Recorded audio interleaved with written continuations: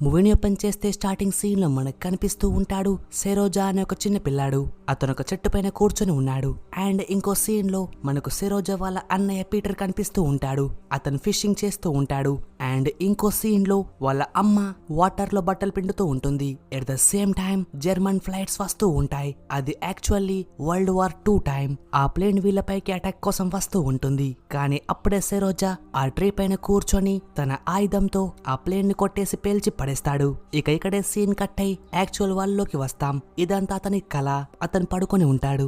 ఇంకా అతను పడుకొని కలవరిస్తూ ఉంటాడు, అమ్మా నువ్వెక్కడున్నావని. ఇక తనప్పుడే లేస్తాడు. అతను లేవగానే ఎవరో డోర్ కొడుతూ ఉంటారు. అతను వెళ్లి డోర్ ఓపెన్ చేయగానే వాళ్ళ ఇంటి పక్క ఆంటీ అతను రూమ్ లోకి వస్తుంది అండ్ చెప్తూ ఉంటుంది, ఆ దేవుడికి నా నమస్కారం, నువ్వు ఇంకా బతికే ఉన్నావు. అతను అడుగుతూ ఉంటాడు, మా అమ్మ అన్నయ్య ఎక్కడున్నారని. అప్పుడు ఆంటీ చెప్తూ ఉంటుంది, మీ అన్నయ్యను అండ్ మీ అమ్మని మన ఎనిమిస్ చంపేశారు. ఈ ఊరంతా కష్టాల్లో ఉంది, మనం జాగ్రత్తగా ఉండాలి. ఇలా వాళ్ళు మాట్లాడుకుంటూ ఉంటారు. అప్పుడే వాళ్ళ ఇంటి బయట కొన్ని బుల్లెట్ సౌండ్స్ వినిపిస్తూ ఉంటాయి. అంటే ఫ్రెండ్స్ వాళ్ళ విలేజ్ పైకి జర్మన్స్ అటాక్ చేస్తూ ఉన్నారు. ఇక వాళ్ళ ఆంటీ చెప్తూ ఉంటుంది, నువ్వు ఇంట్లోంచి బయటికి వెళ్లి పారిపో అని చెప్పతన్ని ఆ విండోలోంచి బయటికి దింపేసి పారిపో అని చెప్తుంది. అతను పారిపోతూ ఉంటాడు. అతను పారిపోగానే ఆ ఆంటీకి ఒక బుల్లెట్ తగిలి అక్కడే చనిపోతుంది. ఆ ఊర్లో అల్లకల్లోలం జరుగుతూ ఉంటుంది. చాలా ఇళ్లు కాలిపోతూ ఉంటాయి. అందరూ చనిపోతూ ఉంటారు. కొంతమంది అటు ఇటు పారిపోతూ ఉంటారు. ఇతను కూడా పారిపోతూ ఉంటాడు. ఎక్కడ ఆగకుండా ఒకే విధంగా పరిగెడుతూనే ఉంటాడు. అతను అలా పరిగెడుతూ అడవి మధ్యలోకి చేరుకుంటాడు. అక్కడికి వెళ్ళాక అతను ఏడ్చుకుంటూ వాళ్ళమ్మని పిలుస్తూ అంటూ ఉంటాడు, అమ్మా నేను రూట్ మర్చిపోయాను, నువ్వెక్కడున్నావు, ఇక్కడికి రా అమ్మా అని పిలుస్తూ ఉంటాడు. ఇంకా ఏడుస్తూ ఉంటాడు. అండ్ అతను అక్కడే అలసిపోయి ఆ రోజు రాత్రి అక్కడే పడుకుంటాడు. ఇక సీన్ కట్ చేస్తే నెక్స్ట్ డే మార్నింగ్ సిరోజా లేవగానే అతని పక్కనే నది ఉంటుంది. అతను వాటర్ తాగుతూ ఉంటే అక్కడికి జర్మన్స్ వస్తారు. అతను వాళ్ళని చూసాక వెంటనే భయపడుతూ ఒక చెట్టు వెనకాల దాక్కుంటాడు. అయితే ఆ జర్మన్స్ నది పక్కనే కూర్చొని వంట వండుకొని తింటూ ఉంటారు. అయితే ఇక్కడే ఒక ట్విస్ట్, సిరోజా కూర్చున్న ప్లేస్ లో ఒక పాము వస్తుంది. కానీ అతను చాలా తెలివైన పిల్లాడు. అతనే మాత్రం అరవకుండా అక్కడే కూర్చొని ఉంటాడు. వాళ్ళు వెళ్లిపోయేంత వరకు అదే విధంగా సైలెంట్ గా ఉంటాడు. ఇక వాళ్ళు వెళ్లిపోయాక సిరోజా బయటికి వచ్చి వాళ్ళు తిని వెళ్ళగా మిగిలిపోయిన ఫుడ్ ఏమైనా ఉందా అని చెప్పి చెక్ చేస్తాడు. అందులోంచి ఒక క్యాన్ తీసుకొని అక్కడ నుండి వెళ్ళిపోతూ ఉంటాడు.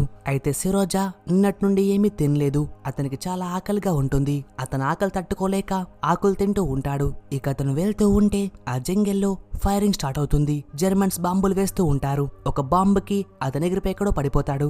అతను కనిపిస్తూ ఉంటుంది అతని పక్కన ఎవరో ఉన్నారని. సిరోజా వెంటనే ఒక కట్ట తీసుకొని చెప్తూ ఉంటాడు, నా దగ్గరికి ఎవరు రాకండి, నా దగ్గర రైఫిల్ ఉంది, మీరు నా దగ్గరికి వస్తే కాల్చి పడేస్తా అని చెప్పి ఫన్నీగా అంటూ ఉంటాడు. ఇక్కడే మనకు అర్థమవుతూ ఉంటుంది సిరోజా తెలివైన పిల్లాడే అండ్ ధైర్యవంతుడు కూడా. ఇక టైం గడుస్తూ ఉంటే సిరోజా ఎక్కడ ఆగేదే లేదు, ముందుకు వెళ్తూనే ఉంటాడు. ఒక ప్లేస్ లోకి వెళ్ళాక బాగా అలసిపోయి అక్కడే పడుకుంటాడు. అతని కలలో వాళ్ళ అమ్మ వాళ్ళ అన్నయ్య కనిపిస్తారు. ముగ్గురు చాలా హ్యాపీగా ఉంటారు. ఎనీవేస్ సిరోజా ఏమీ తినలేదు. అతనికి దాహంగా కూడా ఉంది. అతనక్కడే పడిపోతాడు కళ్ళు తిరిగేసి. ఆఫ్టర్ సమ్ లాంగ్ టైం ఆ ప్లేస్ కి ఎవరో వచ్చేసి అతను ఎత్తుకొని వెళ్తూ ఉంటారు. ఇక్కడే సీన్ కట్ అయి మనం రష్యన్ క్యాంప్ లో ఉంటాం. అక్కడ కమాండర్ చెప్తూ ఉంటాడు వాళ్ళ ఎనిమీస్ స్ట్రాటజీస్ ఏంటో, ఇంకా వాళ్ళని ఏ విధంగా డిఫెండ్ చేసుకోవాలో. అలా వాళ్ళు మాట్లాడుకుంటూ ఉంటే అప్పుడే ఒక సైనికుడు వస్తూ ఉంటాడు. అతని హ్యాండ్ లో సిరోజా ఉంటాడు. అంటే అతన్ని కాపాడింది రష్యన్ ఆర్మీ. కమాండర్ చూస్తూ అడుగుతూ ఉంటాడు, నీ పేరేంటి అని. అప్పుడు సిరోజా అని చెప్తాడు. మీ ఫ్యామిలీ ఎలా ఉన్నారంటే అతను చెప్తూ ఉంటాడు, మా ఫ్యామిలీని ఎనిమిస్ చంపేశారని చెప్పి మా ఆంటీ చెప్పిందని చెప్పి ఏడుస్తూ ఉంటాడు. అప్పుడు కమాండర్ చెప్తాడు, నువ్వు తెలివైన పిల్లాడివి, తెలివైన పిల్లలు ఎప్పుడూ ఏడవరు, నవ్వుతూ ఉండని చెప్పి చాలా ఎమోషనల్ గా చెప్తూ ఉంటాడు. కమాండర్ అతని కోసం ఫుడ్ అండ్ డ్రింక్స్ ఇస్తాడు. ఇంకా అతనికి ట్రీట్మెంట్ కోసం ఒక నర్స్ ని చూపిస్తాడు. ఆ నర్స్ పేరు కాతియా. ఆ నర్స్ సిరోజాని తన కొడుకులాగే చూసుకుంటుంది. ఇంకా అతనితో చాలా ఫన్నీగా ఎంజాయ్ చేస్తూ ఉంటుంది. తనతో పాటు ఆ క్యాంప్ లో ఉండే వాళ్ళందరూ కూడా ఇతనితో చాలా ఫన్నీగా ఎంజాయ్ చేస్తూ ఉంటారు. అయితే వన్ డే కమాండర్ వచ్చి ఇతనితో మాట్లాడుతూ ఉంటే సిరోజా అడుగుతూ ఉంటాడు, నీ తుపాకీ మాకు చూపెట్టండి. కమాండర్ అతని మాట విన్నాక అతనికి తన గన్ చూపెడతాడు అండ్ అన్ని చెప్తూ ఉంటాడు ఎలా గన్ తో షూట్ చేయాలి అండ్ ఏ విధంగా గన్ ని వాడాలో అని. అతనితో మాట్లాడాక కమాండర్ బయటికి వస్తూ ఉంటే నర్స్ కాతియా కనిపిస్తుంది. తను చెప్తూ ఉంటుంది సిరోజాని ఎక్కడికి పంపకుండా ఇదే క్యాంప్ లో ఉంచమని. ఎందుకంటే కమాండర్ సిరోజాని ఆర్ఫనేజ్ క్యాంప్ కి పంపిస్తున్నాడు. కానీ కమాండర్కు తెలుసు ఒకవేళ అతను ఇక్కడే ఉంటే అతనికి ప్రమాదమని. అయినా కూడా కాతియా రిక్వెస్ట్ చేస్తూ ఉంటుంది. ఎందుకంటే తను సిరోజా అంటే చాలా ఇష్టపడుతూ ఉంటుంది. అతన్ని కోల్పోవాలనుకోవట్లేదు. కానీ కమాండో తన మాట పట్టించుకోడు, ఎందుకంటే అతనికి ప్రమాదం కాబట్టి. ఇంకా ఇది వార్ టైం, ఎప్పుడేం జరుగుతుందో ఎవరికి తెలియదు. ఎనీవేస్ నెక్స్ట్ డే మార్నింగ్ కొంతమంది సైనికులు వెళ్లి సిరోజాతో ఫన్నీగా మాట్లాడుతూ ఉంటారు. ఈ సీన్ చూస్తూ ఉంటే మనకు అర్థమవుతూ ఉంటుంది అందరికి సిరోజా అంటే చాలా ఇష్టమని. ఎవరికి కూడా సిరోజా ఆర్ఫనేజ్ క్యాంప్ కి వెళ్లడం ఇష్టం లేదు. నైట్ కూడా నర్సులు ఇదే విషయం మాట్లాడుకుంటూ ఉంటారు. అయితే నెక్స్ట్ డే మార్నింగ్ కమాండో పనిచేసుకుంటూ ఉంటే ఒక సోల్జర్ వచ్చి చెప్తూ ఉంటాడు సిరోజాని ఇక్కడికి పంపకండి అని. కానీ కమాండర్ అతన్ని తిట్టేసి పంపిస్తాడు. అయితే అట్ ద సేమ్ టైం ఆ ప్లేస్ కి జర్మన్ ట్యాంక్ వస్తుంది. వీళ్ళపై అటాక్ చేస్తూ ఉంటారు. కానీ కమాండో అండ్ హిస్ ఆర్మీ కలిసి చాలా తెలివిగా ఆ ట్యాంక్ ని ఎదిరిస్తారు అండ్ ఆ వార్ లో గెలుస్తారు. ఎనీవేస్ ఆ టైం వచ్చింది. సిరోజా ఆర్ఫనేజ్ క్యాంప్ కి వెళ్లే టైం వచ్చింది. కాతియా తను పట్టుకుని వచ్చి కమాండోకి అప్పగిస్తుంది అండ్ తన నుంచి వెళ్లిపోతూ ఉంటుంది. ఎందుకంటే కాతియా స్వయంగా తను కోల్పోవడం ఇష్టం లేదు, అందుకే తనే ముందుగా వెళ్తుంది. తను వెళ్లిపోయాక సిరోజా కమాండోతో మాట్లాడుతూ ఉంటాడు, చాలా విషయాలు చెప్తూ ఉంటాడు. అయితే ఆ టైంలో కమాండర్ సిరోజా కళ్ళల్లో కళ్ళు పెట్టి చూడలేకపోతుంటాడు. ఒకవేళ చూస్తే అతను సిరోజాని పంపకుండా ఉంటాడేమో అని. ఇక కమాండో సిరోజాకి ఒక టాయ్ గన్ ఇస్తాడు. అది చూశాక సిరోజా చాలా హ్యాపీగా ఏడుస్తూ అతన్ని హక్ చేసుకుంటాడు. ఇక ఇక్కడితో కమాండో మనసు ఒక్కసారిగా విరిగిపోతుంది. అతను అడుగుతూ ఉంటాడు సిరోజాని, నువ్వు నా కొడుకులాగా ఉంటావా అని. దానికి సిరోజా నవ్వుకుంటూ హా ఉంటా అని చెప్తాడు. ఇక అది వినగానే కమాండో తన జేబులో ఉన్న ఆర్ఫనేజ్ లెటర్ ని చింపి పడేస్తాడు. ఇక ఇప్పుడు సిరోజా వాళ్ళతోనే ఉండబోతున్నాడు. ఈ విషయమంతా క్యాంప్ అంతా పాకుతుంది. అందరూ హ్యాపీగా ఉంటారు. క్యాతే తన కోసం డ్రెస్ తయారు చేస్తూ ఉంటుంది. ఇక నెక్స్ట్ డే సిరోజా లేవగానే కమాండో తన కోసం ఒక డ్రెస్ ఇస్తాడు, ఆర్మీ డ్రెస్. ఆ డ్రెస్ వేసుకున్న సిరోజా చాలా హ్యాపీగా పరిగెడుతూ అందరికి చూపెడుతూ ఉంటాడు. అందరూ తనకి సెల్యూట్ చేస్తూ ఉంటారు. ఇలా తను హ్యాపీగా ఉన్న టైంలో ఒకేసారి జర్మన్ ప్లేన్ వచ్చి వాళ్ళపై అటాక్ చేస్తూ ఉంటుంది. ఆ అటాక్ లో చాలా మంది చాలా అవయవాలు కోల్పోతారు, కొందరు చనిపోతారు. సిరోజ్ అందరికి హెల్ప్ చేద్దాం అనుకుంటాడు, కానీ తన మాటలు ఎవరు పట్టించుకోరు. తనేం చేయలేక ఒక టెంట్ లోకి వెళ్లి గాయపడ్డ వారికి వాటర్ తాగిపిస్తూ ఉంటాడు. అందులో ఒక సోల్జర్ కి 2 కళ్ళు పోయాయి. అతను అడుగుతూ ఉంటాడు సిరోజాని, మా ఇంటి నుంచి ఒక లెటర్ వచ్చింది, నువ్వు నా కోసం చదివి పెడతావా?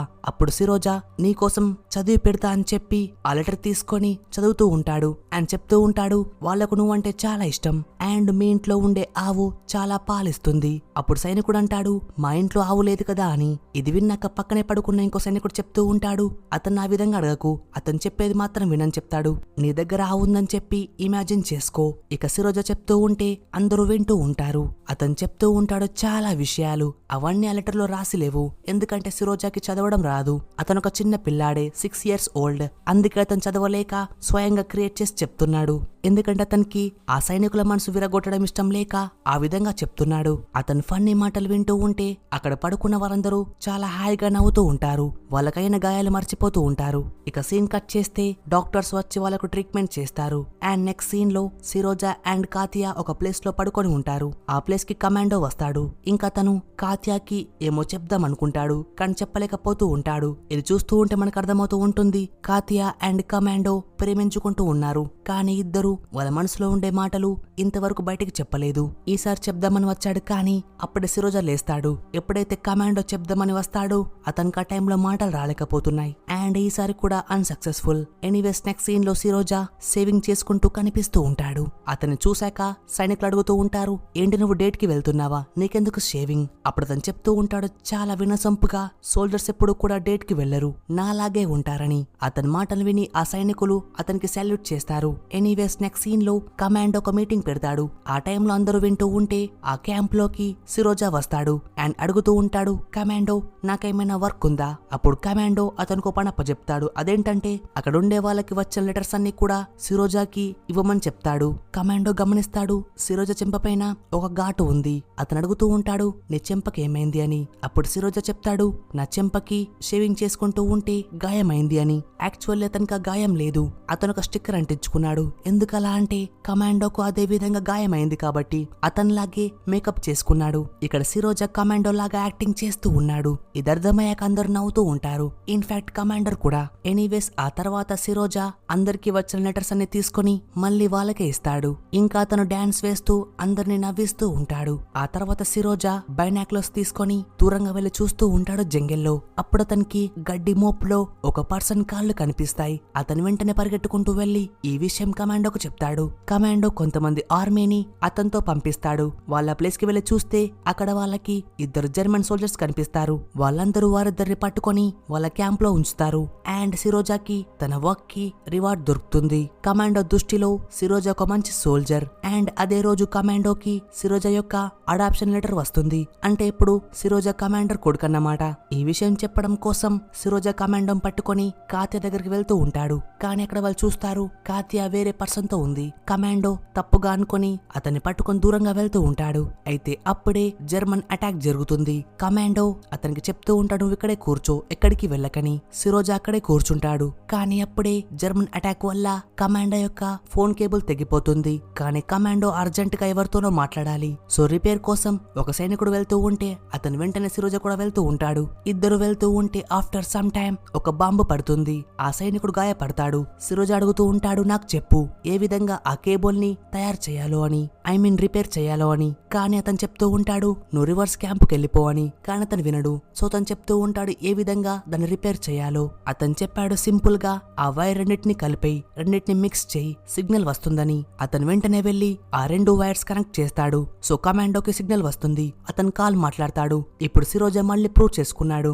అతను ఒక తెలివైన అండ్ ధైర్యవంతమైన పిల్లోడని. ఎనీవేస్ మెల్లమెల్లగా ఆ ఫైట్ అయిపోతుంది. సిరోజా వెళ్లి కాత్యకి చెప్తూ ఉంటాడు కమాండో ఏమీ తినట్లేదు అండ్ పడుకోవట్లేదని. కాత్య పరిగెట్టుకుంటూ వెళ్ళి చూస్తే అక్కడ తనకేమీ కాలేదు. కమాండో నార్మల్ గానే ఉన్నాడు. ఇక్కడ సిరోజా కావాలని చేశాడు. అతనికి అర్థమైంది ఇద్దరు ప్రేమించుకుంటున్నారని. అందుకే సిరోజా ఇద్దరిని కలపడం కోసం ఆ విధంగా చేశాడు. అయితే అప్పుడే ఆ ప్లేస్ కి రెండు డాగ్స్ వస్తాయి. ఆ డాగ్స్ వెనుకల ఒక కాట్ ఉంటుంది. సిరోజా చాలా హ్యాపీగా అందులో కూర్చుంటాడు.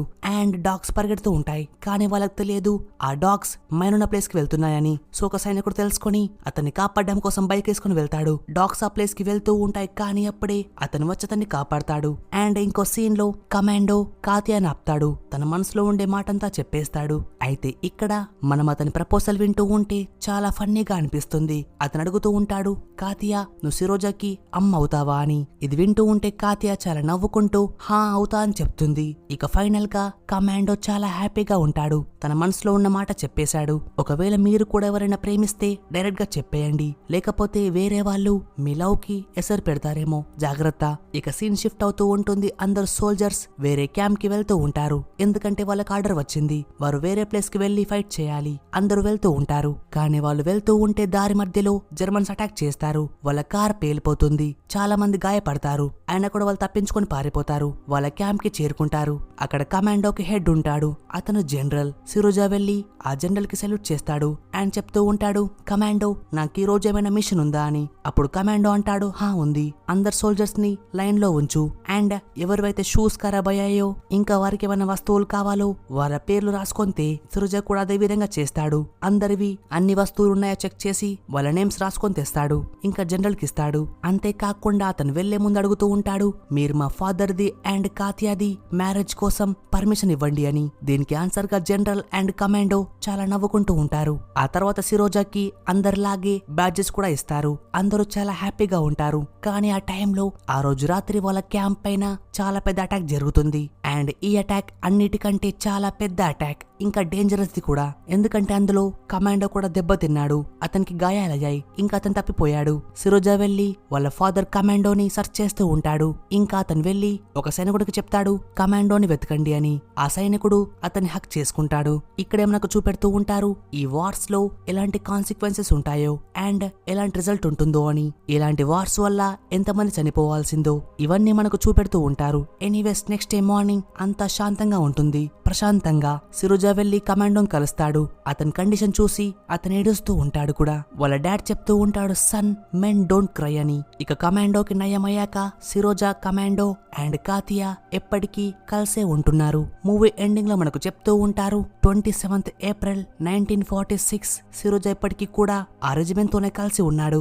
ఇంకా అతను వార్ కోసం పోలాండ్ కి అండ్ జర్మనీకి కూడా వెళ్ళాడు. ఇక ఇదే టోన్ తో ఈ మూవీ ఎండ్ అవుతూ ఉంటుంది. అయితే ఫ్రెండ్స్ ఈ స్టోరీ ఒక రియల్ స్టోరీ బేస్డ్ మూవీ. ఎందుకంటే రియల్ గా ఒక చిన్న పిల్లోడు తన మదర్ ని తన అన్నయ్యని కోల్పోయాడు. అయినా కూడా తను రష్యన్ ఆర్మీతో కలిసి జర్మనీ ఆర్మీతో పోరాటం చేశాడు. అలా కమాండోతో కలిసి అతని కొడుకులాగే ఉండిపోయాడు. ఇక ఇదే టోన్ తో ఈ మూవీ ఎండ్ అవుతూ ఉంటుంది ఫ్రెండ్స్. ఒకవేళ మీకు ఈ మూడు కొట్టి కామెంట్ చేయండి. అండ్ అంతేకాకుండా ఇంతవరకు మీరు మా ఛానల్ సబ్స్క్రైబ్ చేయకపోతే కనుక ఇప్పుడే చేసి పక్కనున్న బెల్ ఐకాన్ యాక్టివేట్ చేసుకోండి మరిన్ని ఇంట్రెస్టింగ్ వీడియోస్ కోసం. ఇక చివరిగా friends thank you for watching. Keep